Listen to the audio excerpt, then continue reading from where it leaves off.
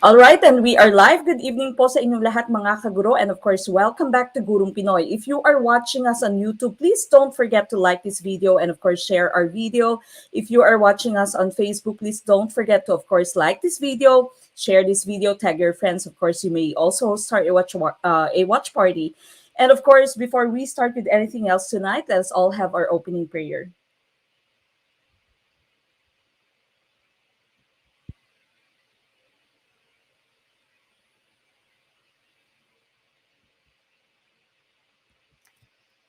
Lord God, salamat po sa oras na ito na binigay niyo muli sa amin.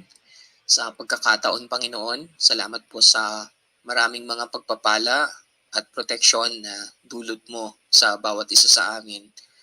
At Panginoon, kami po ay humihingi ng inyong paggabay muli sa amin pong gagawin sa oras pong ito. Sana po ay marami po kaming matutunan sa mga leksyon na aming aaralin po ngayon. Patuloy po nawa na tulungan mo po kami sa aming mga pangarap, Panginoon. Ibinibigay po namin ang lahat po sa inyo, Panginoon, dahil ikaw po ang nagsabi na kung kasama ka namin sa lahat ng pagkakataon ay tunay nga po na magtatagumpay po kami. Kaya Ama, sana po ay mapakinggan mo ang mga hiling po namin na ito. I-bless mo po ang family ni Ma'am Meg, ni Sir Ram, maging ang mga pamilya din po namin, Panginoon. Dalangin ho namin ang buong bansa namin, buong mundo na nakakaranas pa po sa pandemic. Sana po ay bumuti na ang kalagayan po namin, O Diyos. Naniniwala po kami sa inyo sa mga pangako mo sa bawat isa sa amin. Salamat po sa Panginoong Jesus na nagdulot po sa amin ng pag-asa sa buhay po na ito. Ama, ito po ang aming dalangin sa pangalan ni Jesus. Amen. Amen. And of course, we would like to welcome back the members of Gurong Pinoy team, starting with our team Veterano, Team Gardner. Hello po, welcome back. Of course, please do like this video and share this video. If you are a member of Team Erickson, please do like this video and of course also share this video. If you are still not a member of any of our teams, please do become a member sa aming Gurong Pinoy teams, no? Dahil only our teammates, our team members can enjoy our final coaching. Again, our final coaching is going to be exclusive for all the Gurong Pinoy teammates, okay, sa ating mga team members. Now, again, the advantages of being a teammate, a team member of Gurong Pinoy is that you can answer the quizzes, which is posted in the morning. Then, of course, you can enjoy all the materials that we have. You can easily download them. You can print them. You can also enjoy our final coaching for free. You can join all our major exams for free.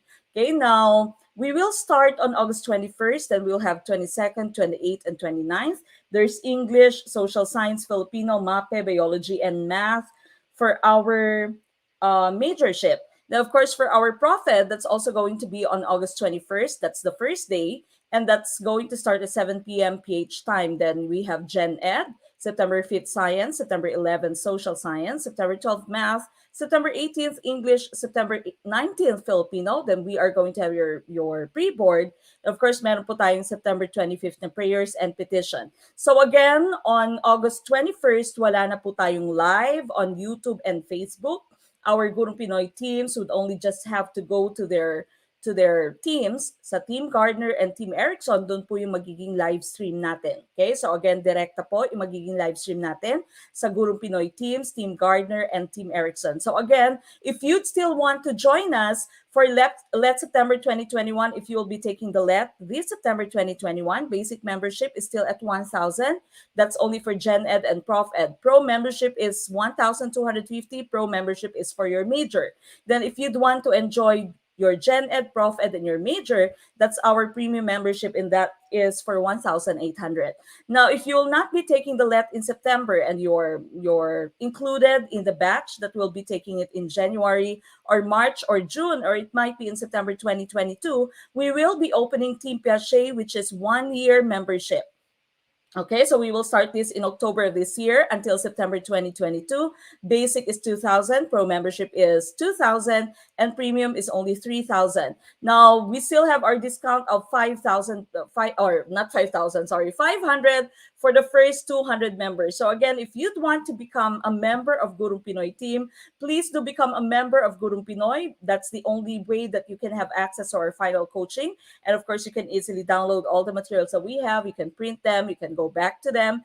And if you were currently a member, if you are a member of Gurung Pinoy teams right now, your former membership fees are going to be deducted from the Team Piaget's membership fees. Okay, so again, we are still the cheapest. Okay, so pinakamura pa rin po yung Gurung Pinoy. This only for our operating cost, no? Sa ating internet, sa ating mga coaches. If we have invited lecturers, then we have to pay them. Okay, so again, please do become a member of Gurung Pinoy Teams. Just send us a message through our Facebook page, and we can easily just answer all the questions that you have. Okay? Now, also, please do become one of our supporters if you can. Maraming salamat po sa ating mga supporters. Our supporters also receive their exclusive content. So, meron po silang sarili nilang group, no, for extra materials. That's our supporters. Thank you so much again to all our supporters. You can also support Gurung Pinoy by sending us your stars.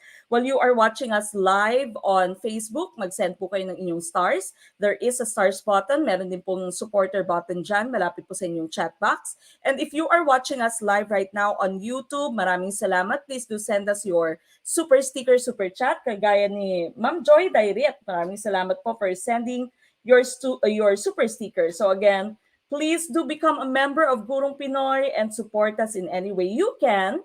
If you think we are helping you, this is beneficial, these videos are helping you, then please do support Gurung Pinoy. Maraming salamat po.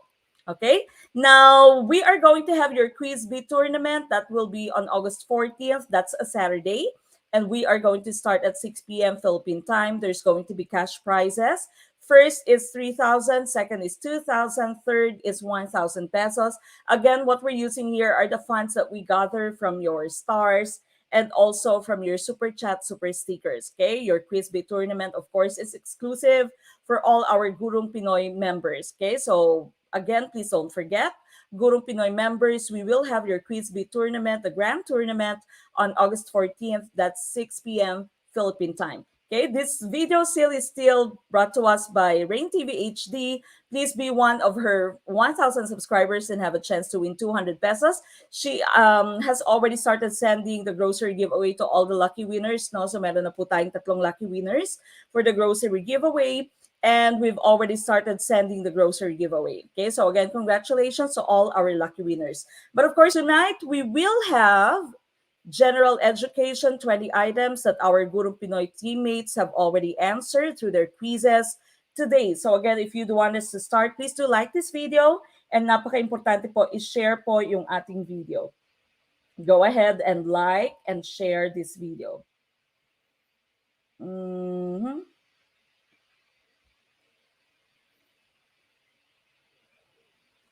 Ma'am Leslie Esteban, meron siyang tanong, pwede po ba maging member, kukuha ka pa lang po kasi ng units?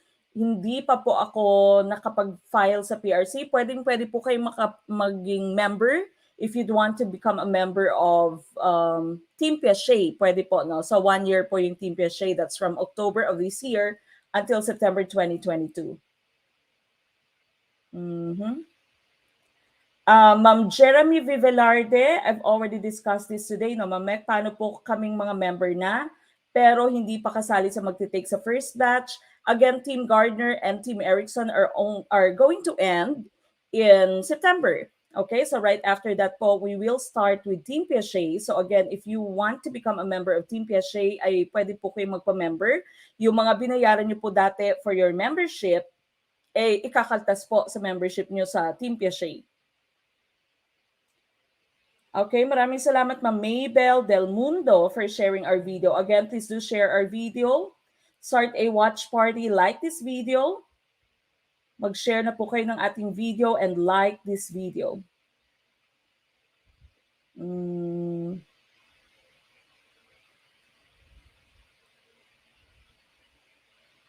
Maraming salamat for all of you who've already tagged your friends. Again, please do like this video, share this video so that we can already start with question 1. This is general education. Tomorrow, of course, we are going to have Prof Ed. So again, by September, no, not September, August 21st, we will no longer have our live stream on YouTube and Facebook. Okay? So diretso po tayo sa Team Erickson and Team Gardner. We would like to welcome Ma'am Clarimar Baltazar. Bago po ako sa Team Erickson, finally, officially member of Gurong Pinoy, watching from Tacloban City. Good evening po. Okay, again, maraming salamat for tagging your friends. Of course, like this video, share this video. We start with question number 1. Which pronouns are present in the following sentence? She said, gosh, Darren, it is almost like you don't know the first thing about human sacrifice. Is it letter A, like, the, about? Letter B, Darren, you, the. Letter C, she, it, you. Or letter D, know, about, said. What do you think is the best choice for number 1?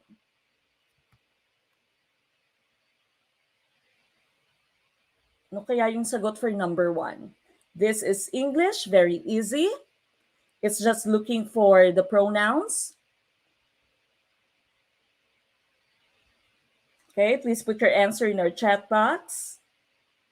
Again, number 1 is under English. Okay, I see a lot of C's in our chat box now. Letter C, letter C. Ma'am Jasmine 1, maraming salamat po for tagging your friends. Okay, C.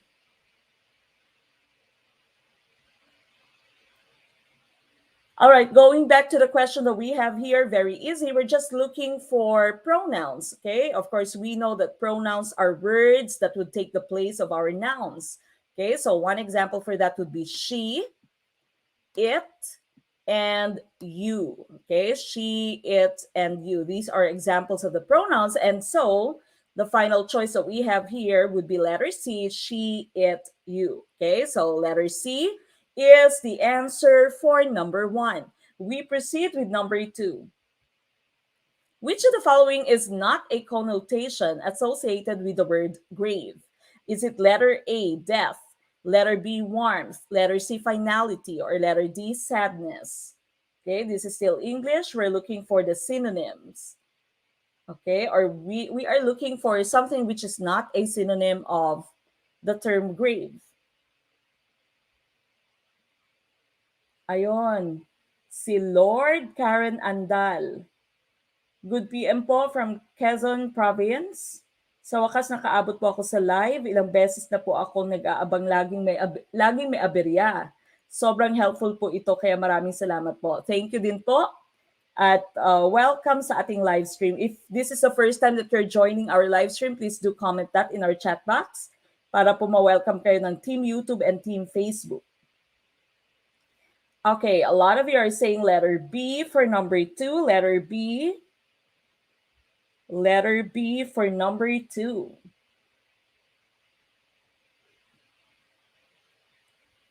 Okay, karamihan sa inyo, letter B ang sagot. All right, so again, we are looking for a word that is not a connotation associated with the word grave. Now, remember the difference between the terms denotation and connotation. Pag sinabi mo pong denotation, that is dictionary meaning. Okay, so meaning talaga siya in the dictionary. Pag sinabi mo namang connotation, it is somewhat, it's not really the meaning, but we can associate it with the term.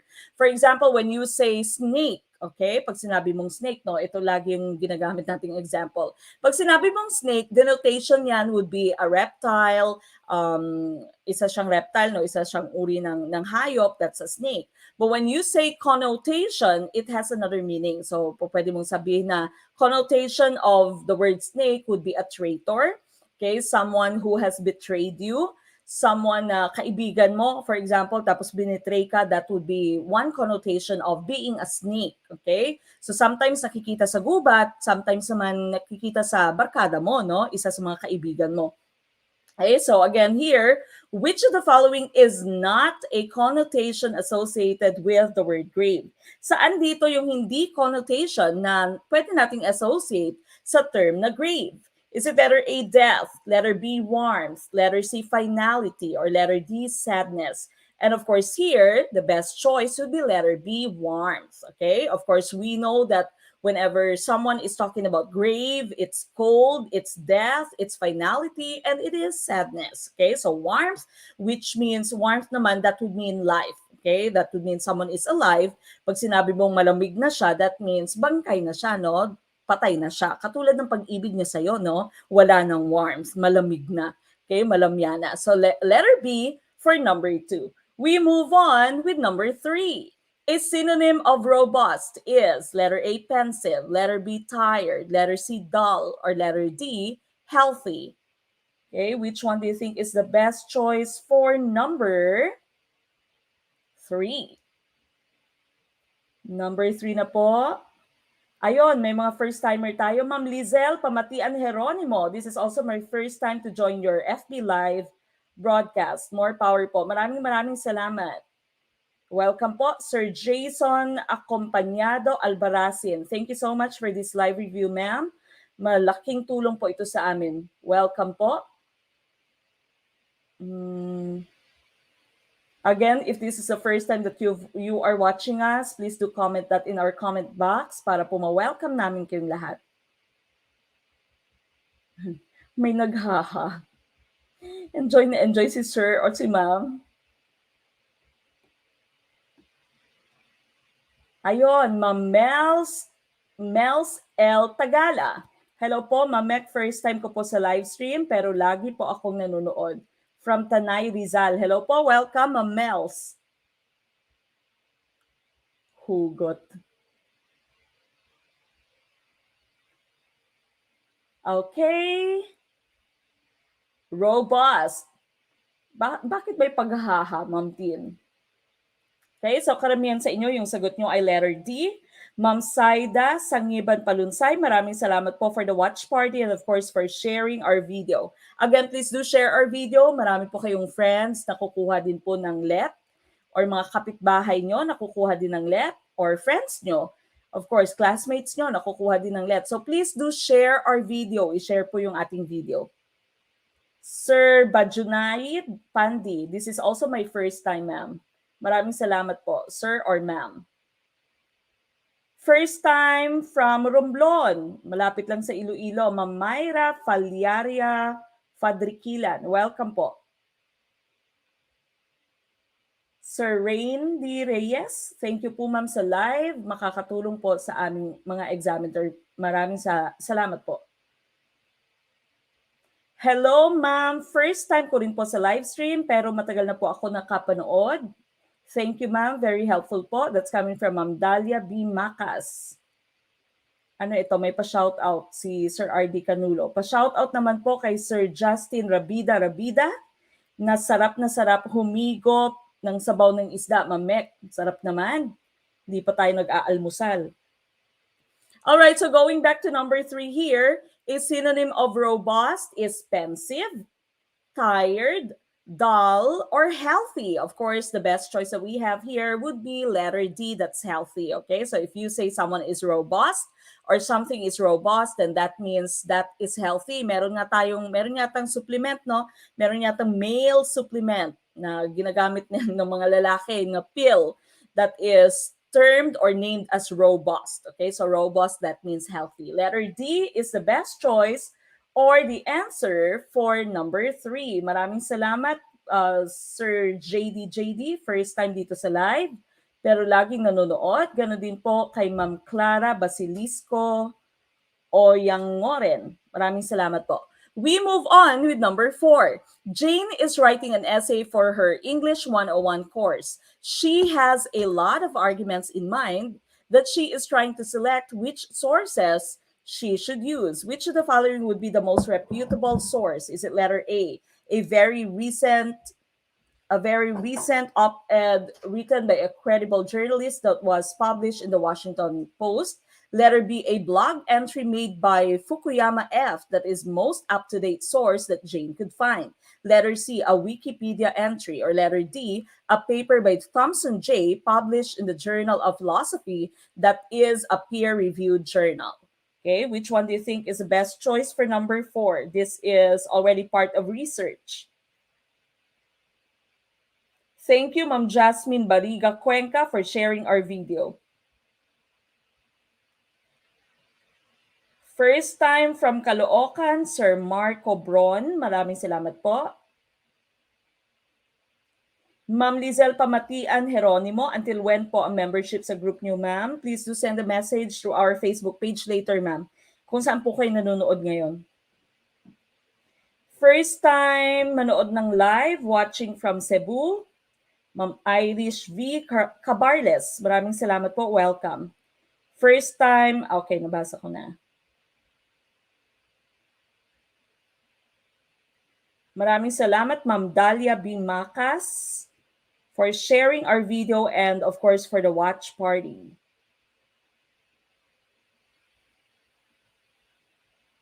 Ma'am Sohaila Di Makaling, maraming salamat po for the watch party. Okay, I see different answers for number 4. Okay, may D, may A.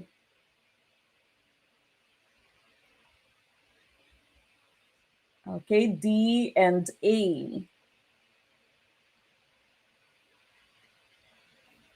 Ano kaya yung sagot for number 4?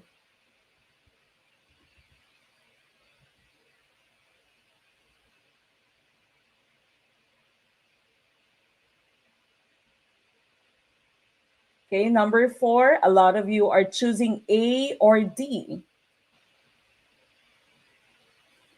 All right, so again, this is under research, no? So Jane is writing an essay for her English 101 course. She has a lot of arguments in mind and she is trying to select which sources she should use. Now, Jane is going to cite the source, okay, in your entry and your writing in English. Your sources, of course, should be credible, okay? So dapat credible po yung ating source. Which of the following would be the most reputable? Yung hinahanap natin would be most reputable source, okay? Yung talagang kapanipaniwalang source, no? Which one should she use? A very recent op-ed written by a credible journalist that was published in the Washington Post. This one, yung letter A mo, galing siya sa newspaper, okay? So galing siya sa newspaper. Op-ed, this means it is a page which is opposite your editorial page, okay? So opposite your editorial, yan po yung ibig sabihin ng op-ed. Opposite the editorial page. So sinulat siya ng isang journalist at nakapublish siya sa Washington Post. Ang letter B mo naman, a blog entry made by Fukuyama F. That is the most up-to-date source that Jane could find. So this one is a blog. Okay, so naka-type siya, naka-upload siya sa internet. Letter C, a Wikipedia entry. You all know what Wikipedia is, okay? Wikipedia.com. Or letter D, a paper by Thompson J. This is a paper published in the Journal of Philosophy that is peer-reviewed. That means ni-review na ng kanyang mga kasamahan, no? Yung kanyang mga kasabayan, or ni-review na ng iba pang writers. Okay? So, ni-review ng ibang scientists, for example, ni-review ng ibang writers. Okay? So, of course, the best choice here would be letter D. Letter D po ang ating hinahanap. Whenever you are using your journal, pag may journal, no, pag gumagawa ka ng research, your most credible source should be journals, okay? Scientific journals. That is, of course, should be peer-reviewed. Dapat in a peer-review ng mga journal. So, hindi po isang newspaper, yung letter A mo kasi newspaper siya. Po pwede kasing maging bias yung isang newspaper. Alam natin yan, no? Kahit sa Pilipinas, yung ibang newspapers natin ay bias. Merong kinikilingan, especially if it's something that has to do with politics. So, iba yung opinion nila, iba yung nakalagay, no? Iba yung naisusulat nila dahil meron nga silang kinikilingan, biased siya.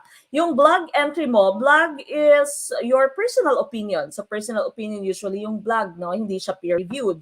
And of course, Wikipedia, wag po kayong gagamit ng Wikipedia as your source. If you are making your research, if you're doing your research, magpapasa kayo ng thesis nyo, Thesis po, hindi thesis ha, hindi po thesis.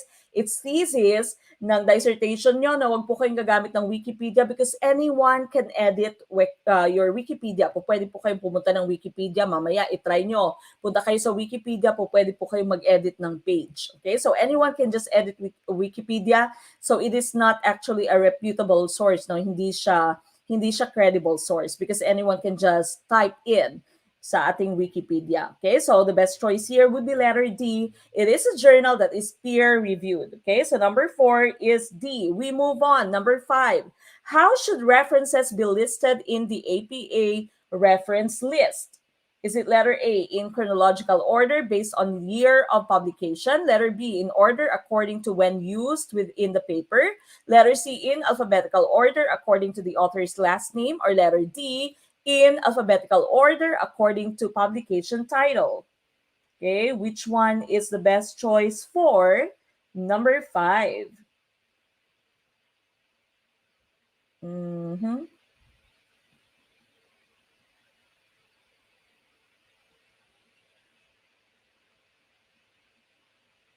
Okay, ano kaya yung best choice for number 5? Ayan, tama, sabi ni Ma'am Tin, Wikipedia kasi pwede ma-edit. Pwede niyong i-edit yung Wikipedia.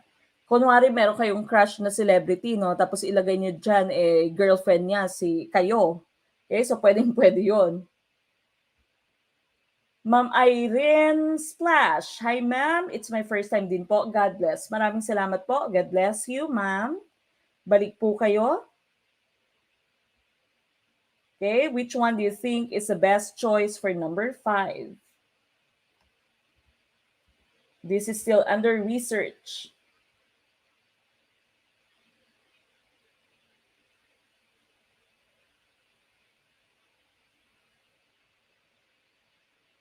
Okay, letter C. Letter C, may A. Nung kayo ay nag-research, no, sa inyong when you were still an underclass, sa undergrad nyo, okay, nung nag-research kayo, ano ba yung ginawa nyo? If you were using your APA format? Hi, ma'am. First time sa live review. Welcome po. Sir Lolly June Makapas.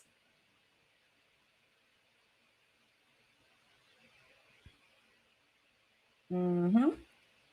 Okay, of course, when you say APA here, no, this is your American Psychologists Association. Okay, so ano ba yung ginagawa nyo in your references when using your APA format? Okay, so APA format. Is it letter A, in chronological order based on year of publication? Okay, so depende sa year of publication. Pag mas luma siya, ay kailangan nauuna siya sa inyong references. Tapos yung recent, yung pinakahuli. Now, again, the advice is you shouldn't be using something, you shouldn't reference to something which is more than 10 years old, no? So, dapat recent talaga yung ginagamit nyo. Hindi siya po pwedeng ngayon ay 2021. So, wag kayong gumamit, wag kayong mag-cite ng 2008, 2007, no? Or 1990s. So, hindi po pwede, no? As much as possible, most recent siya, nasa within 10 years siya. Letter B, in order according to when used within the paper. So, according sa kung saang part siya ng paper sinite. Letter C, in alphabetical order according to the last name of the author. Or letter D, in alphabetical order according to the title. Okay, so of course, the best choice here, the answer for number 5 is letter C. Okay, so in alphabetical order yan according to the author's last name. Okay, so according to the author's last name. So letter C po is the answer for number 5. Kung mali ang inyong sagot, awit at move on. Okay, at least sa let ay tama na po ang ating sagot. Number 6, which of the following statements best defines theme? Okay, so andito yung nag-define ng term na theme. Is it letter A, theme is used to describe the writing style of the writer? Letter B, a theme is the central idea of the story. Sometimes it is a lesson or message the author wishes to convey. Letter C, theme is used to describe to readers the genre of a book series. Or letter D, theme is used to explain how and why important events happened in a story. Okay, which one is the best choice for number 6? Sir John Wilter Ikin, maraming salamat po for sharing our video and for the watch party. Okay, number 6 na po tayo, mga kaguro. Sir Nasser B. Haron, maraming salamat for the watch party. Ma'am Merura Isabel Gatdula, thank you for sharing our video. Again, please do share our video if you can. Marami po kayo matutulungan pag nag-share po kayo ng aming video. Ma'am Vivian Cordova Hipolito, thank you for the watch party. Ma'am Jasmine Bariga Cuenca, thank you for sharing our video. Ma'am Hermihilda Espirito Pabilio, thank you for the watch party. Okay, number 6, what's your answer? Number 6 na po tayo. Number 6 na po. Letter B, karamihang sagot. Letter B. Okay, so again, this is under literature. Okay, so under siya ng literature, we are looking for the statement that best describes or defines the word theme. Okay, nahanap natin yung word na theme, no? Ano nga ba yung ibig sabihin ng theme? When you were studying English, meron kayong literature dati, anong ibig sabihin ng term na theme? Okay, going back to the choices that we have, theme is used to describe the writing style of the writer. Letter B, a theme is the central idea of the story. Sometimes it is a lesson or message the author wishes to convey. Letter C, theme is used to describe to readers the genre of a book series. Letter D, theme is used to explain how and why important events happened in a story. Best choice here, the answer would of course be letter B. A theme is the central idea of the story. Siya yung pinaka-idea ng story. No? Sometimes it is the moral of the story. Okay? Remember, we don't say moral lesson. Huwag po kayong gagamit ng moral lesson kasi redundant siya. No? So you can say the lesson of the story, the lesson that you get from the story, or you can say the moral of the story. That would be letter B, no? A theme. That's the central idea of your story. Okay, so letter B is the answer for number 6. We move on with number 7. Okay, so this right here medyo mahaba. Consider the following fable. A fox one day spied a beautiful bunch of ripe grapes hanging from a vine trained along the branches of a tree. The grapes seemed ready to burst with juice, and the fox's mouth watered as he gazed longingly at them. The bunch hung from a high branch, and the fox had to jump for it. The first time he jumped, he missed it by a long way. So he walked off a short distance and took a running leap at it, only to fall short once more. Again and again he tried, but in vain.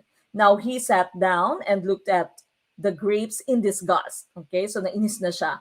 What a fool I am, he said. Here I am, wearing myself out to get a bunch of sour grapes that are not worth gaping for. And off he walked very, very scornfully. What is the theme of this fable? Okay, we are being asked for the theme. Is it letter A, foxes don't like grapes? Letter B, it's easy to dislike what you can't get.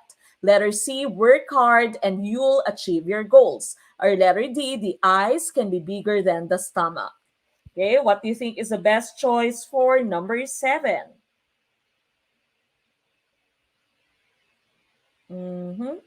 Ma'am Tiffany Takuyo Nestal, maraming salamat po for tagging your friends. Thank you.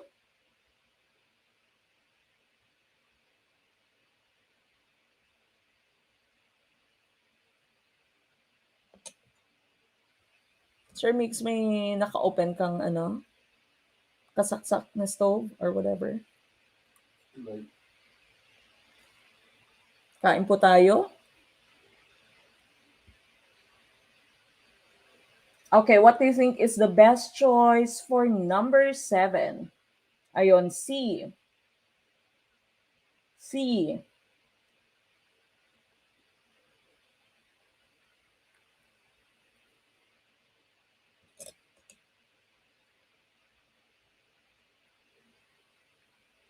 Okay, karamihang sagot nyo ay letter C. Okay, ang dami kong nakikitang letter C. Marami kayang tama or marami kayang mali? Genocide kaya yung mangyayari. Ma'am Dalia B. Macas, maraming salamat po for the watch party and of course sharing our video. Ma'am Christy Abrera sa Bocor, maraming salamat po for the watch party.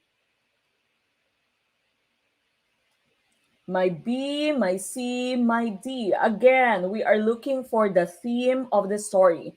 Now, if you are taking your let, no, yung advice ko po sa inyo, makinig. Pag nag-take po ng let, again, inuulit ko ito, no, sinasabi ko ito lagi. Once you have, your proctor has given you your test paper, first po muna ay i-check nyo po lahat ng pages ng inyong questionnaire, no? Tingnan kung may mga page na kulang, kung kulang ng items, tingnan po muna bago kayo magsimula, okay? And then, kung sakto naman yung items, again, tingnan nyo po yung set. May set A po at set B sa left, okay? So, meron din pong part sa inyong answer sheet kung saan kailangan yung i-shade yung set A and set B. So, again, titingnan nyo po, set A ba ako or set B? Kailangan yung correct set po yung inyong ma-shade, okay? Now, after that, go over the items. Unahin nyo po yung items na madadali, no? Yung sigurado kang alam mo yung sagot, sigurado kang tama ang inyong sagot. So unahin po yung easier items, balikan po yung mga hindi nyo nasagutan. So kung hindi talaga kaya, i-circle. Po pwede nyo po kasing sulatan ang yung questionnaire. So po pwede nyo circlean or po pwede nyo markahan para makita nyo na na-skip ko to. And of course, do not skip any items na sa answer sheet mo, dapat na shade mo lahat. Okay? So, pag kunwari wala ka ng time, naubusan ka ng time, mag-shade na lamang, no? Kahit na anong letter, wag kang mag-leave ng blank sa inyong answer sheet. Okay? Now, if you have these types of question, another hint that I can give you, if you can, is you read the question first. Okay? Pag masyadong mahaba yung inyong excerpt, for example, masyadong mahaba yung inyong babasahin, mauna po kayo sa inyong question. Okay? Minsan kasi, or usually, your question can be answered just by scanning. Okay? So, isa-scan mo lamang yung selection na makikita mo na yung answer. Pag ganito naman, what is the theme? Of course, you really have to read kasi hindi mo makukuha yung theme niya kung hindi mo binasa.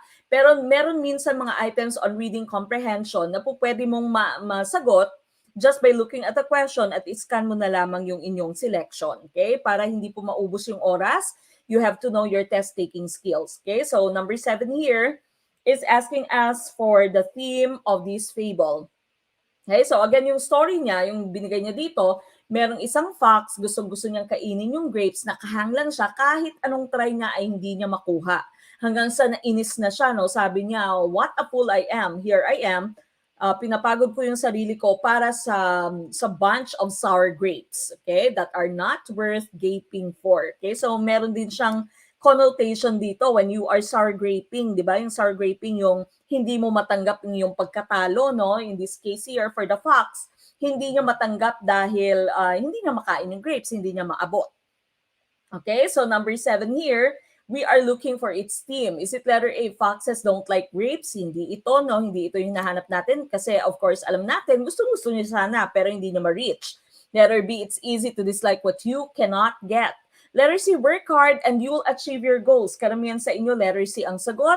Pero remember, hindi nga niya na-achieve yung kanyang goal. Hindi niya na-reach yung grades. The eyes can be bigger than the stomach. Hindi rin ito. And so, the best choice here would be letter B. It's easy to dislike what you cannot get. Kunwari, meron kang crush. Gustong-gusto mo siya.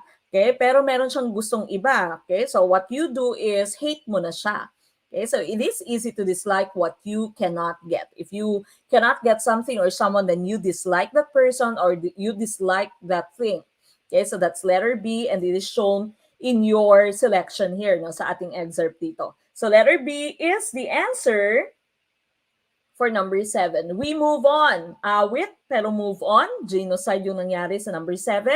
What is the theme in The Lion and the Mouse? This is another fable and we are all very familiar with this. We are still asking, or we are still being asked for its theme. Is it letter A, a stitch in in time saves 9. Letter B, be careful what you wish for, you just might get it. Letter C, even little friends can be a big help. Or letter D, slow and steady wins the race. Okay, which one do you think is the best choice for number 8?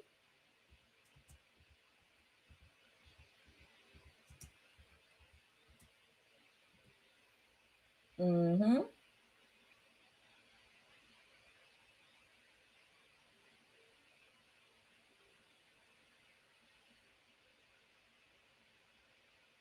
Okay, which one do you think is the correct choice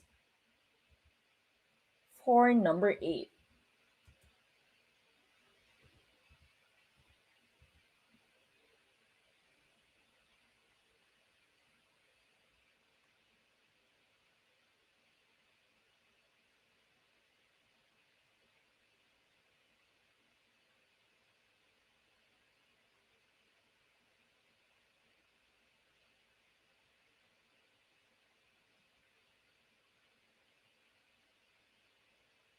Number 8.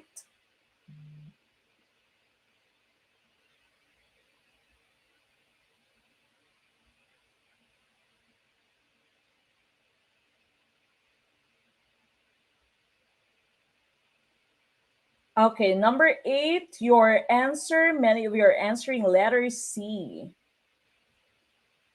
Letter C, letter C.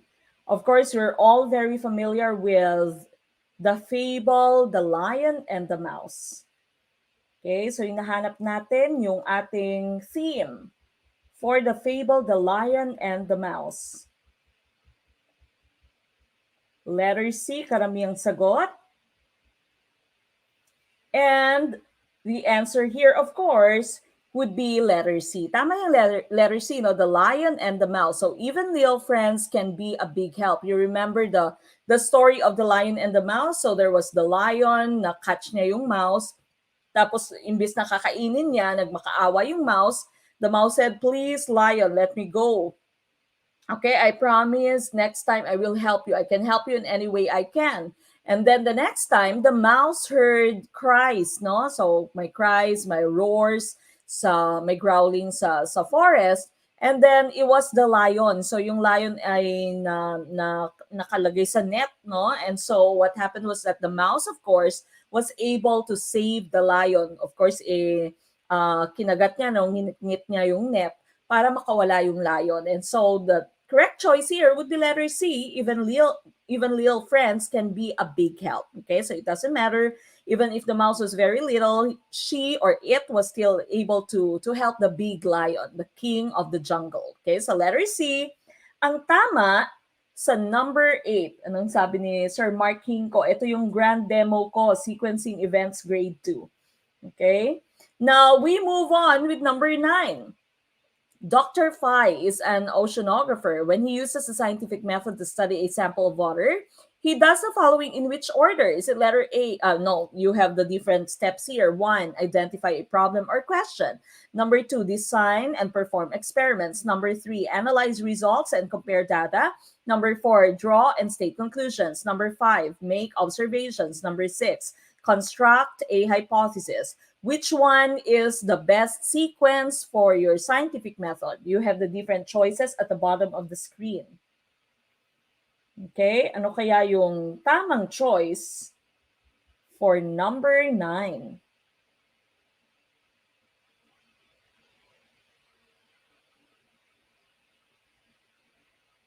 Mm-hmm.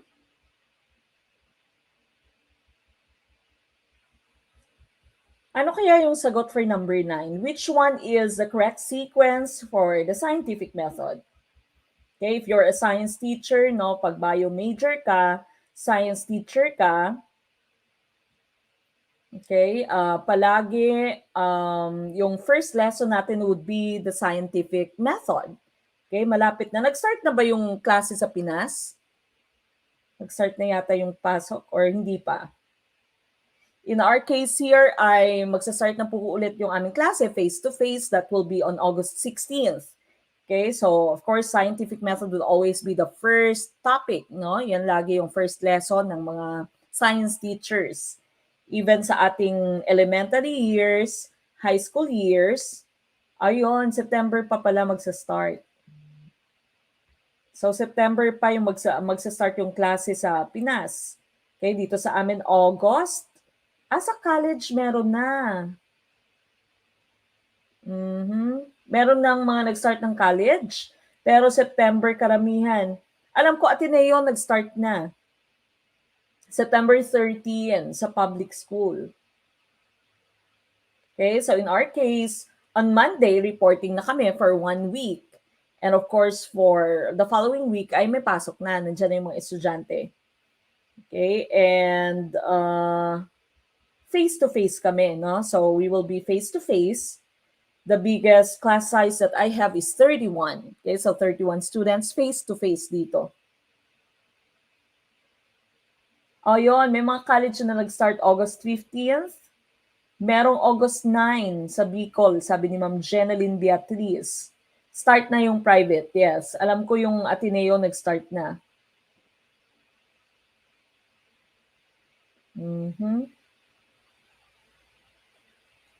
Okay, so usually, if you are teaching science, no, nung tayo student pa lamang, whenever you have a science class, unang-una lagi yung scientific method.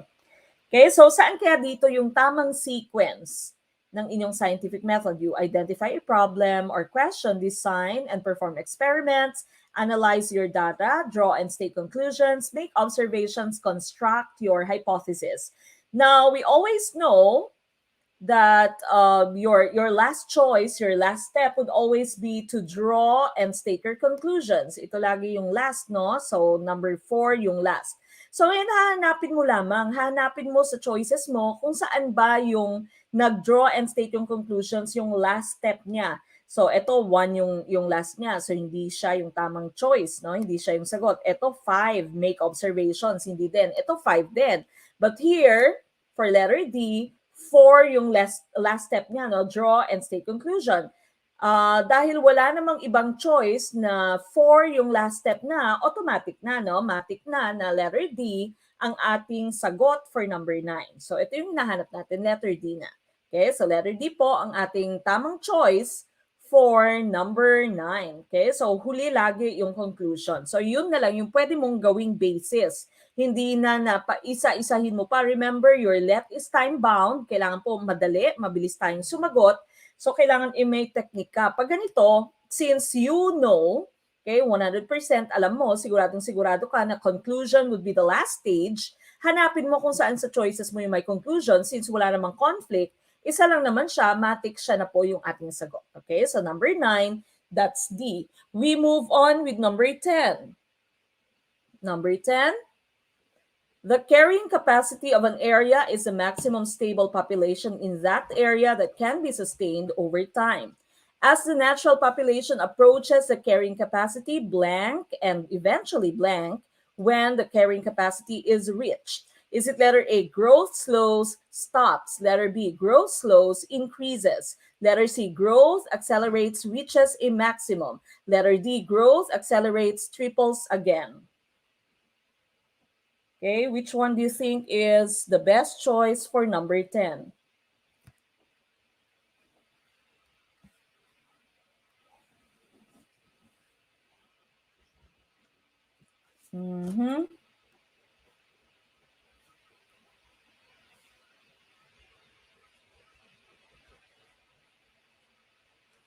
Okay, which one do you think is the correct choice for number 10?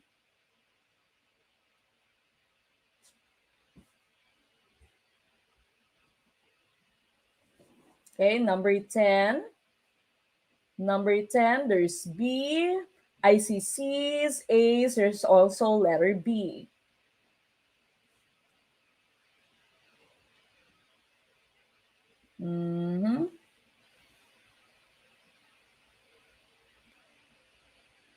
Letter A, C, B, karamihang sagot nyo is letter B. Dapat alam na alam to ng science major natin. Okay, going back to the question, meron kasi tinatawag dito na carrying capacity. Sinabi na dito, carrying capacity is the area Okay, the carrying capacity of an area is the maximum stable population. Tama yan. Pag sinabi mong carrying capacity, ito lamang yung number of individuals that can be sustained by the area. Okay, so may limit siya, no? Kung ilan yung number of individuals, number of persons, for example, number of organisms na pwede niyang i-sustain, pwede niyang i-support. Because of course, pag sumobra sa carrying capacity, hindi na pwede, no? Dahil they would be competing for the resources. Limited yung water mo, limited yung food supply mo. So meron kang tinatawag na carrying capacity. This is in ecology. There is a maximum stable population. As the natural population approaches, habang papalapit ka sa carrying capacity, what happens? Okay, blank and eventually blank when the carrying capacity is reached. Okay, does growth slow down? Okay, so growth slows, then stops. Growth slows, increases. Growth accelerates, reaches a maximum, or letter D, growth accelerates, triples again. And the best choice here would be, tamang choice natin dito is letter A. So growth would slow. We are talking about the population growth, no? Sa pagpaparami ng population, the number of organisms. Growth slows and eventually it will stop. Okay? Since na-reach na niya yung carrying capacity, hindi na kaya ng environment na i-support yung number of organisms na madadagdag pa. So hindi na nadadagdagan, no? Kasi hindi na kaya ng resources ng inyong area. So growth slows, eventually it will stop. Okay, so these right here are a few models, two models of your carrying capacity. So again, for example, unang-una, bagong-bago yung population, the growth will be very fast, until ma-reach niya yung carrying capacity, it would slow down, eventually it will stop. Okay, so wala nang growth, wala nang madadagdag na organism. Ganon din dito. No? So eventually, your growth would slow down and of course, it will stop. So again, that's carrying capacity. That is the maximum number of individuals that can be supported by a certain area. Okay, so letter A po, yung ating tamang choice for number 10. Number 10, that's letter A. Letter A. Okay, ligwak. Ganun. Okay, move on na lang. Number 11, competition for resources and the partitioning of those resources between members of a population of one particular species in an area will most likely result in a blank dispersion pattern of that population. This is still ecology. Is it letter A, random, letter B, uniform, letter C, asocial, or letter D, clumped? Okay, which one do you think is the best choice for number 11? Yan, pinalitan pa, no? Usually, your first choice is the correct answer or the answer. Okay, your first choice is the best option. So, usually, wag po kayong magpapalit, no? Dapat hindi nagpapalit. Dahil usually, tama ang inyong first choice. Pwera lang sa pag-ibig, no? Usually hindi tama yung first love. Kukonti lamang yung nakaka-survive yung first love.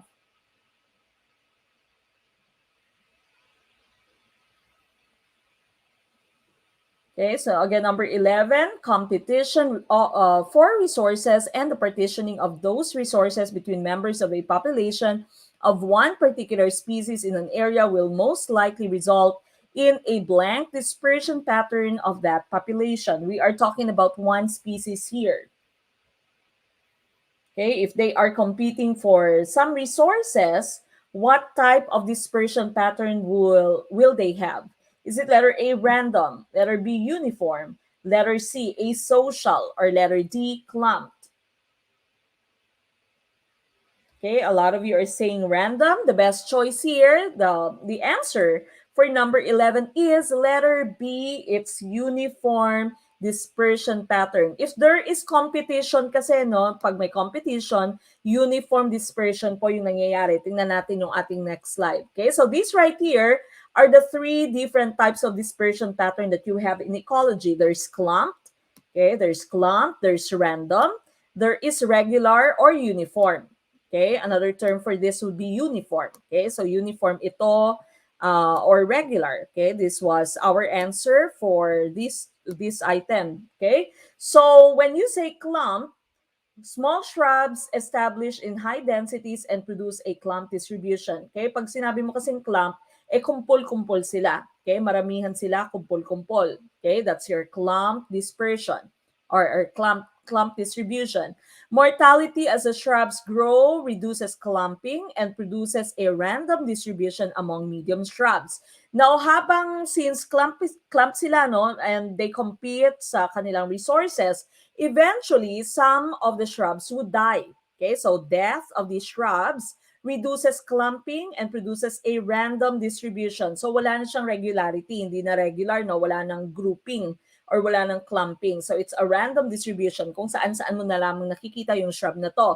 Now, competition enforces a regular distribution among large shrubs. Okay, so since merong competition, what happens would be your distribution would be regular or uniform. So sa ating item dito, there is competition. Okay, pag nakita nyo ito sa left, pag may sinabing these, the members of this population, the members of this species are competing with each other, what type of dispersion pattern would they have? Your answer would be uniform. Pag walang uniform, your answer would be regular. Okay, so regular or uniform po. Hindi random, hindi clumped, hindi din asocial. Asocial meaning wala silang pakialam, no? Walang relationship yung mga members in inyong population. Clumped, of course, is grouped. Random is walang pattern. Okay, so say sa bears mo, grizzly bears mo, random po yung pattern nila, no? So hindi mo alam kung kailan ka makakasalubong ng isang bear sa forest, for example. Okay, clump naman, nakapack sila. For example, clump of wolves. Okay, so magkakasama sila, no, ay a pack of wolves. Uniform, this is because of competition. Okay, so letter B, uniform or regular is the best choice for number 11. We move on, number 12. What do biologists think the most common reason for migration is? Is it letter A, availability of food? Letter B, to find suitable breeding grounds? Letter C, to avoid inter-specific competition? Or letter D, to avoid freezing cold temperatures? Okay, which one is the best choice for number 12? Okay, number 12 po. Ano kaya yung tamang choice for number 12? Sir Daryl John Clavel Viray says, Masantos yalabid si kayon amin, Mamek, from Pangasinan.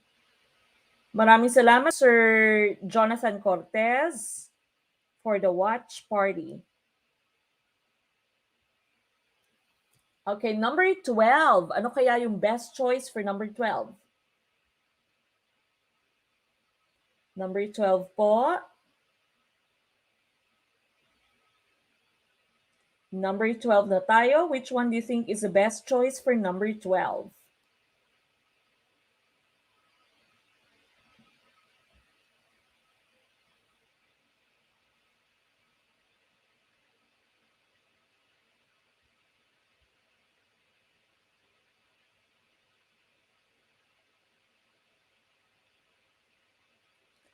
All right, number 12. What do biologists think the most common reason for migration is? Bakit nagmamigrate yung animals? Bakit kailangan nilang lumipat sa another place, no? Usually this happens during winter. So bakit nagmamigrate yung animals? Is it letter A, availability of food? Letter B, to find suitable breeding grounds? Letter C, to avoid inter-specific competition. When you say inter-specific here, that means competition between within their species. No, interspecific pala. This is competition among different types of species. Okay, so that's interspecific. Pag sinabi mo namang intraspecific, that would be within their species. Or letter D, to avoid freezing cold temperatures. What do you think is the best choice? Marami sa inyo nag-letter A.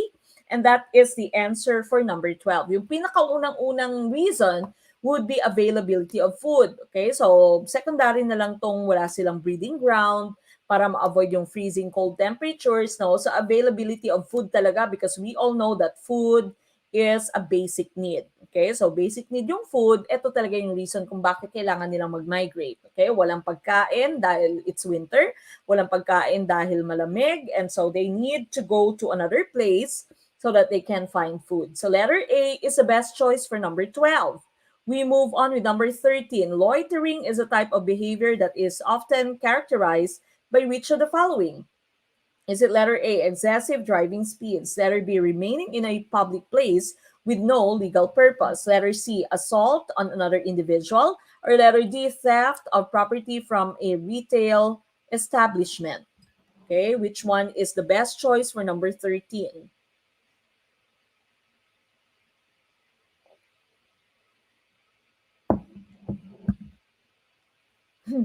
Okay, sabi ni Sir John Wilter Iken, food is essential, parang yung lugaw. Okay, 13, I see B's. Okay, my B, my C for number 13. Okay, B, B. Again, we are looking for loitering here. Okay, it is a type of behavior that is often characterized by which of the following? Best choice, your answer for number 13, loitering, of course, would be letter B, remaining in a public place with no legal purpose. Okay, so it's not theft. Hindi ka naman nagnanakaw, hindi siya driving, no? Hindi siya speeding, hindi siya assault. So wala kang ginagawa, nakatambay ka lang doon. No? Bawal tambay, especially if it's in a public place. Pag nasa mall, for example, nakatambay ka lang doon, or nasa bank, nakatambay ka lang doon, hindi po pwede, no, usually dito sa Amerika, bawal na bawal, that's loitering. Okay, so no loitering. So they usually put up this warning, no loitering, trespassing is forbidden by law, and violators will be prosecuted. Sa atin, okay lang, no? Kahit nakatambay ka dyan. Pre-pandemic, kahit na ilang oras kang nakatambay sa isang parking area, for example, okay lang, no? Pero dito, bawal na bawal. Okay? So, that's what you call loitering. Iba naman yung littering. Littering naman would be yung paghahagis, pagtatapon mo ng inyong basura. That's littering. Okay? So, this one is loitering. Bawal tambay. We move on with number 14. A serial murder. Blank. Is it letter A, at least 2 or 3 murders, often more? Letter B, involves murders that occur as separate incidents. Bakit may involves? Letter C, is perpetrated by someone with psychopathic tendencies or a deeply disturbed personality. Or letter D, all of the answer choices are correct.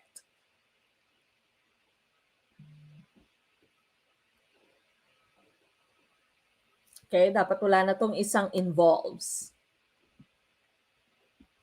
Okay, which one do you think is the best choice for 14?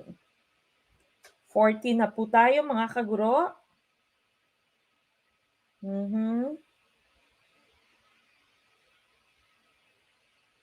Ma'am Juvie May Dalmasio, maraming salamat for sharing our video.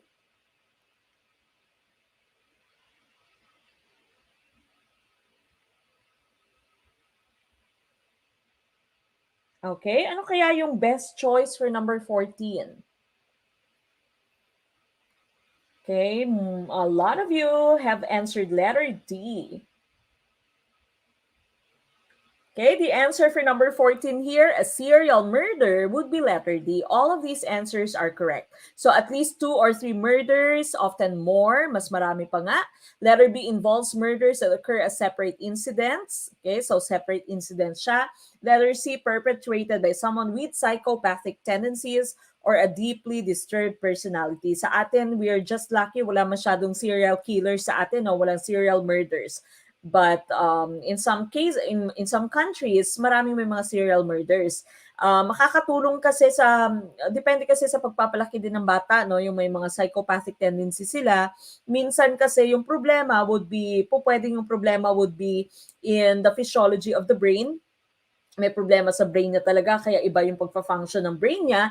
Sometimes naman, or most often, sa pagpapalaki sa bata. So, kailangan inahag mo yung bata, minamahal mo yung bata, because if you don't love your child, if you don't love a kid, the kid would have anger, no? So, maaaring may anger siya towards different types of people. Meron silang usually, pag serial killer, meron siyang type lang na biktima, no? If you have seen some videos, some TV shows, say, sa Netflix, no? Merong, I cannot remember, si, yung isang very famous na killer, na serial killer, no? Meron silang type. Meron din yung si Grim Reaper ba yon, yung type niya, yung pinapatay niya would be prostitutes. Okay? So meron silang type lamang na pinapatay. Merong blonde yung gusto niyang biktima. Okay? So maaaring in the past he had, or he or she, po pwede din namang kasing babae yung serial killer, had a traumatic experience. Meron siyang bad experience with these types of persons. Okay, so ito yung mga tipong pinapatay nila. No? So serial murder, serial killer, we're all very lucky kasi napaka-loving ng community sa Pilipinas. Wala masyadong ganito. Okay? So serial manluloko lang, no? Serial babaero lang meron sa Pinas. Number 15. What is defamation of character? Is it letter A? Defamation of character is the communicating of a false message in order to cause severe harm to another person's reputation. Letter B. Defamation of character is the communicating of a message in order to cause severe good to another person's reputation. Letter C. Defamation of character is the communicating of a true message in order to cause severe harm to another person's reputation. Or letter D, defamation of character is a communicating of a false message in order to cause improvement to another person's reputation. Which one do you think is the best choice for number 15? Okay, number 15.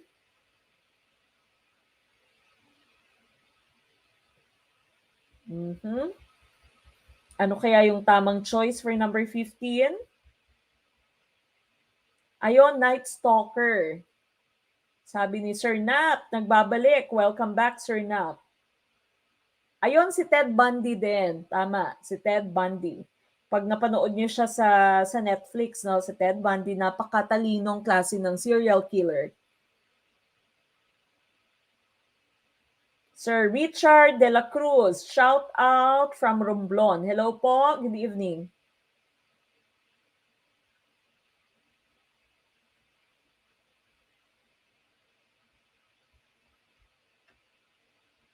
Okay, which one is your choice for number 15? From Kalbayog, Samar, Ma'am Malika Sulaiman, habol po. Okay, 15A, karamihang sagot ay A, and that is the answer for number 15. Okay, so chismis, sabi ni Sir Adrian Taberna. Okay, letter A, that's defamation of character. Hinahanap natin, it's a false message. Okay, so fake siya, hindi siya totoo. And of course, the reason is you want to cause severe harm to that person's reputation. Okay, so ito yung hinahanap natin. Hindi siya totoong chismis at nakamamatay. Okay, so chismis na nakamamatay, no? So hindi totoo at nakamamatay. That's oral defamation. Now, of course, pwede kang makasuhan, no? If you are doing this, there are two types of oral defamation, I mean.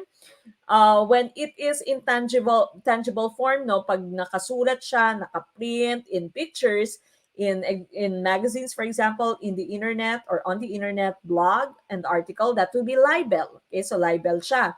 Pag intangible or in spoken words siya, gestures, in speech and in broadcast, that would be called slander. Okay, so slander siya. Slander pag spoken, and libel naman pag in writing. Okay? So, internet pala ay considered na ding libel. Okay? So, pag mga fake news, for example, if I can remember si Kiko Pangilinan yata, yung gustong yung nagsampa ng kaso dahil sa mga fake news, no? Marami kasi mga content creator, kunwari maraming mga YouTuber yung gumagawa ng fake news para lamang mag-click, no? Maraming kita. So, yung tinatawag nating clickbait. Okay? So, yan tinatawag nating clickbait. Para maraming mag-click, maraming manood ng kanilang video, fake news yung kanilang ginagawa. And so, pwede silang kasuhan. Pwede palang libel yon kasi yung internet, pag nasa internet pala siya, libel siya. Considered siya as something in writing. Okay? So, slander would be for spoken defamation. Okay? So, spoken defamation. Alright, before we proceed, please do like this video. Mag-like po muna ng ating video. We're already at number 16. So again, please do like this video. Kung di pa po kayo nakakapag-react, no, mag-like na po ng ating video. Share our video especially para mas marami pa po tayong ma-reach out, matulungan. And of course, please do share your stars with us. Mag-send po ng inyong stars If you can, mag-send po ng inyong stars and also, of course, your super chat, super stickers on YouTube. Okay, go ahead. Cyber libel. Okay, cyber libel. Yes, tama. Mhm. Sino si Ed Gain? Excuse me. Ah, ayan. Yung kapitbahay na puro fake news, chismis, daig pa po kasama sa bahay. Alam lahat ng story ng buhay. Buknoy Glamour. Yes, nakita ko to. Ano nga yung content niya na medyo, ay, iba si Buknoy Glamour, yung, ito yung pumunta sa simbahan na nagtimpla ng juice. Eh, nakita ko ito kahapon yata. Yung holy water ay nilagyan ng juice, no? Juice ba yung nilagay niya? Si Buknoy Glamour to. Kaya kinasuhan. Excuse me. Ha?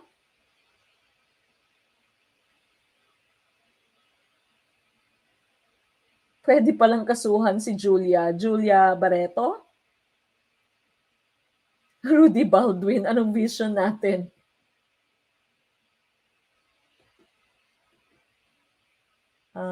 Ha? Okay, again, please do like this video, share this video. We move on with number 16. Which is a correct statement regarding Machiavellian theory? Okay, is it letter A, fairly achieve your goals. Letter B, leaders should be feared and not loved. Letter C, always consider your allies' needs. Or letter D, it is better to be appreciated by the people. Okay, which one do you think is the correct choice for number 16? Okay, dapat may apostrophe to dito. Your allies' needs. Mhm. Yes, yun si Glamour, yung nagtimpla ng juice sa holy water, no? So, of course, nakasuhan. Hinuli siya, nakasuhan. Wala nang respeto. Yung iba kasi wala nang respeto just for the sake of content. And of course, nasa mainstream din ngayon, no, balitang-balita din si Nas Daily. Okay, na meron ding issue. Okay, kay Wang Od.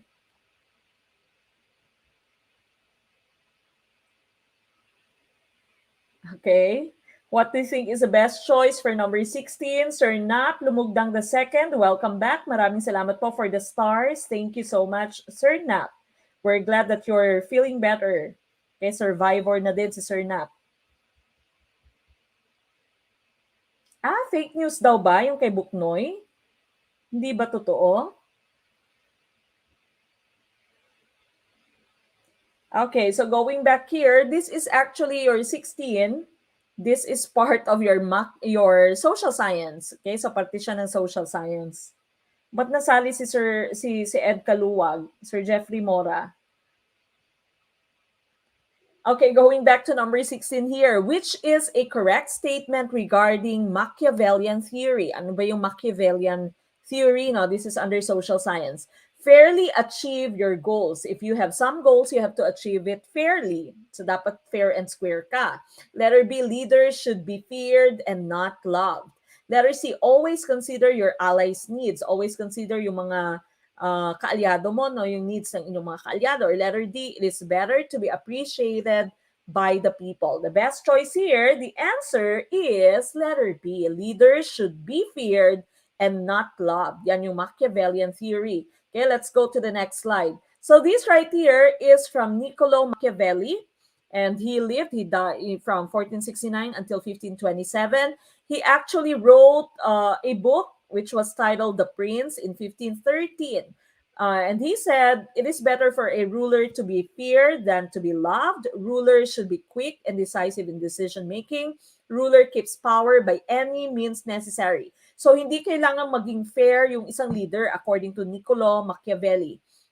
The end justifies the means. Meron din siyang double standard, no? So kahit napatayin ko siya, kung naging maganda yung kinalabasan, no? Yan yung paniniwala ni Niccolo Machiavelli. Be good when possible and evil when necessary. Nakikita natin to, no? In our current political scene, no? So kahit na magkakaalyado, nagbabangayan, say si President Duterte at si Manny Pacquiao na magkaalyado dati, nagbabangayan na ngayon because everyone wants to be in power. Okay? So hindi tama itong always consider your allies' needs kasi kung tama siya, no, according to the Machiavellian theory, ito yung nakikita natin, ito yung kabaliktaran yung nangyayari sa nakikita natin kay Duterte at kay Manny Pacquiao. Kahit na alay sila, magkaalyansa sila, ay nag-aaway dahil everyone wants to be in power. You don't fairly achieve your goals using Machiavellian theory, and you don't say it is better to be appreciated by people. Leaders should be feared and not loved.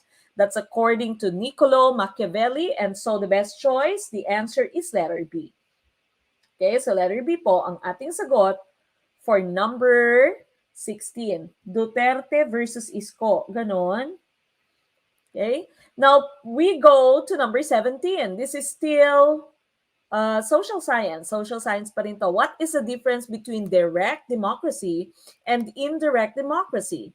Okay, what's the difference? Indirect democracy has voters vote for the laws and not for the lawmakers. Letter B, direct democracy has voters vote directly for the lawmakers.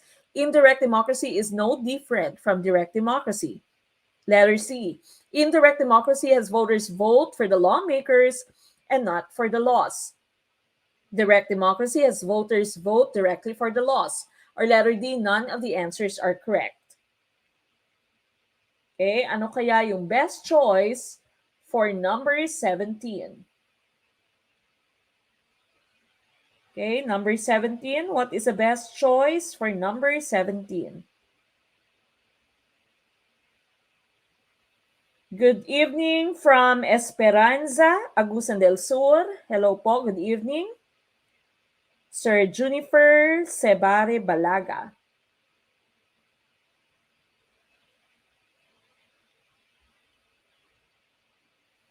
Okay, which one do you think is the best choice for number 17? This would still be under social science or social studies. Ma'am Elmi Roa, thank you for sharing our video. Okay, again, number 17, what's the difference between direct democracy and indirect democracy? A lot of you are saying letter C, and letter C here is the answer. Letter C po ang ating sagot for number 17. Indirect democracy has voters vote for the lawmakers and not for the laws. So ito yung nangyayari sa Pilipinas. Now, it's indirect democracy. We do not vote for the laws, but we vote for the lawmakers. And direct democracy has voters vote directly for the laws. Now, going to the next slide here, this is our explanation. When you say direct democracy, originally meant that the people made the laws, set goals, and distributed the benefits of the government. Every citizen votes on every issue. This happened, or this is exhibited by ancient Greece and Athens. In New England town meetings, this would also happen. Okay, so this is what happens, the direct democracy yung nangyayari sa ating classrooms. Say, pag sinabi ng teacher mo na anong gusto nyong ihanda natin sa Christmas party? Medyo matagal nang hindi nagki-Christmas party, no, sa Pilipinas. Kasi wala ng face-to-face. Anong gusto nyong handa natin sa Christmas party? Yung program natin, sino mag-MC, ganyan. Okay, yung okay na ba to? Sino nag-a-agree? Raise your hand. Okay, so direct democracy is when you really make the laws. Okay, so kayo yung nagde-decide. The people, the members of the population are the ones that are deciding. Okay, so that's direct democracy. Indirect democracy is also known as representative democracy. People express by electing reps to conduct government business. So this is some example will be presidential and parliamentary. So sa atin, that would be indirect democracy. We do not vote for the laws, but we vote for the lawmakers. Okay, so binoboto natin ay yung representative natin, yung lawmakers natin. Kaya dapat gamitin yung utak kapag ka bumoto, no? So wag mag-vote dahil lamang idol mo siya, dahil lamang ganito, ganyan, no? Binigyan kanya ng bigas, for example. Always make sure that you are making the right choice when you're voting because, of course, those people are your representatives. They will be the ones that should fight for your right, that should try to better your lives, no? Hindi yung sila lamang yumayaman. Sa Pilipinas nga daw sabi, kung gusto mong yumaman sa Pilipinas, dapat maging politiko ka. Okay, that's the easiest way for you to become rich in the Philippines. Dapat maging politiko ka. Okay, so again, these are the differences between direct democracy and indirect democracy. Again, direct democracy, you vote for the law, while indirect democracy, you vote for the lawmakers. Okay, we move on. Number 18, Filipino. Ito ay isang sangay ng linguistika na sumasaklaw sa pag-aaral ng kayarian or istruktura ng salita, ortografiya, letter A, letter B, morpolohiya, letter C, semantika, or letter D, syntax.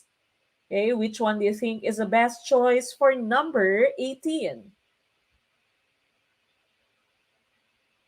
18. Vote buying is lifer, tama. Dahil sa pera. Ayun, malapit na yung eleksyon.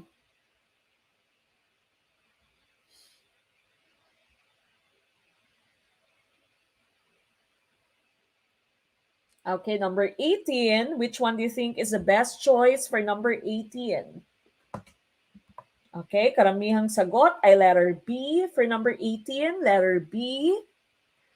Ito ay isang sangay ng linguistika na sumasaklaw sa pag-aaral ng kayarian o istruktura ng salita. Okay, and the answer here would be letter B, morpolohiya. Okay, morphology. Kayarian or structure, no? Sa istruktura, kayarian, structure, that's morphology. Morpolohiya. Letter B po ang ating sagot for number 18. Ito naman yung iba't ibang kahulugan. No? Orthography, this is a spelling system of a language. Orthography is the spelling system of a language. Semantics is the study of meanings. Meanings naman yung semantics. And syntax would be the arrangement of words and phrases to create well-formed sentences. But for the structure of a word, we'd be using the term morphology. So letter B is the answer for number 18. Moving on with number 19. Second to the last item. Ayon kay Gleason, ang wika ay pinagkakasunduan ng isang lahi. Kaya ito ay nauunawaan ng lahat ng kasapi ng lahi. Ang wika sa gayon ay letter A, masistema, letter B, dinamiko, letter C, likas, or letter D, arbitraryo. Okay, which one do you think is the best choice for number 19? 19 na po tayo, 19. Second to the last item.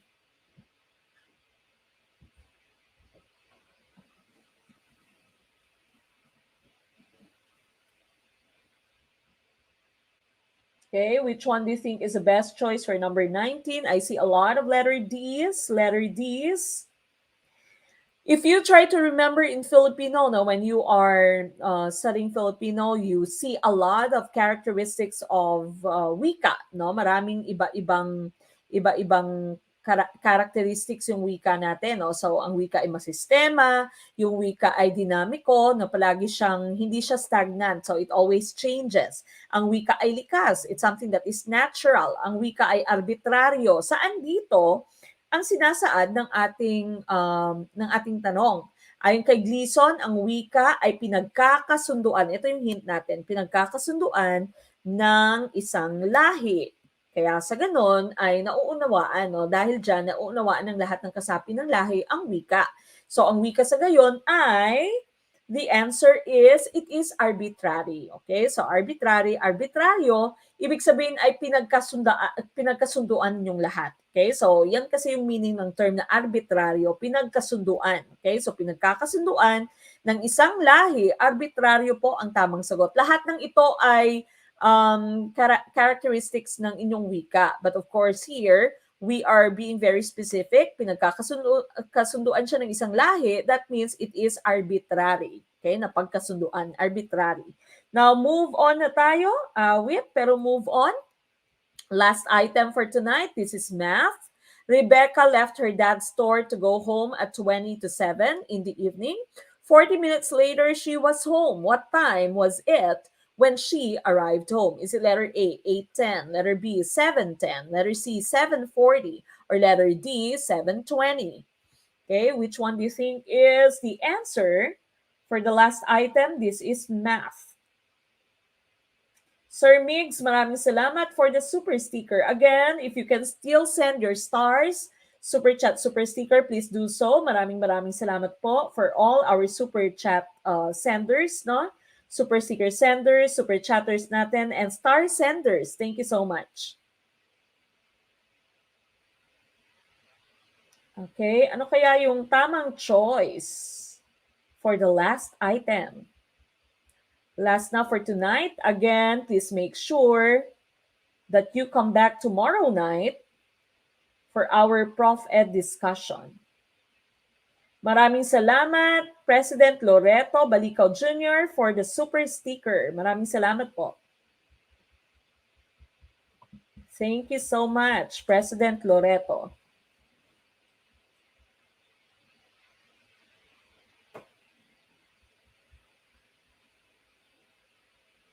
Sana ganyan lang ang math. Tama, no? Madali ngayon yung math. Okay, this is already the last item that we have. Last item. Again, tomorrow we are going to have Prof Ed, and that is still going to be at 6 p.m. Philippine time. Okay, 6 p.m. pa rin po tayo bukas. Going back to the question that we have here, Rebecca left her dad's store to go home at 20 to 7 in the evening. 40 minutes later, she was home. What time was it when she arrived home? Okay, so merong D, merong A. Okay, the correct choice here would be letter D. 7:20 is the correct choice for number 20. Okay, so sabi dito, if this is your clock right there, Rebecca left her dad's store to go home 20 to 7. Okay, so 20 to 7, that means 20 minutes before 7. So if that's 20 minutes before 7, that means 6:40. Okay, so from 6:40, that's 5, 10, 15, 20 minutes before 7 p.m. Okay? Or hindi siya nasabi kung PM or AM siya, no? But that would be 6:40. That's 20 to 7. 20 to 7. That means 20 minutes to 7 o'clock. Okay? Now, sabi dito, sa second part ng inyong question, 40 minutes later, she was home. So from 6:40, we will count 40 minutes and that would be the answer. Okay? So from 8 here, that would be 5, 10, 15, 20, 25, 30, 35, 40. So that means the long hand should be at 4. Okay, so that would be 7:20. 7:20 is the correct choice or the answer for number 20. Okay, so 7:20 po, letter D. That is the answer. And of course, that ends tonight's discussion. Again, we will come back tomorrow for our let items for Prof Ed. And of course, if you are a member of our Gurong Pinoy teams, then you are going to receive your copy after this live stream, no? So, dyan po sa ating Gurong Pinoy teams, Team Gardner and Team Erickson, yung ating PowerPoint presentation. Okay, so again, if you are still not a member of Gurong Pinoy teams, magpa-member na po kayo. Mag-send po ng message sa ating Facebook page. All right, so for now, let's all have our closing prayer.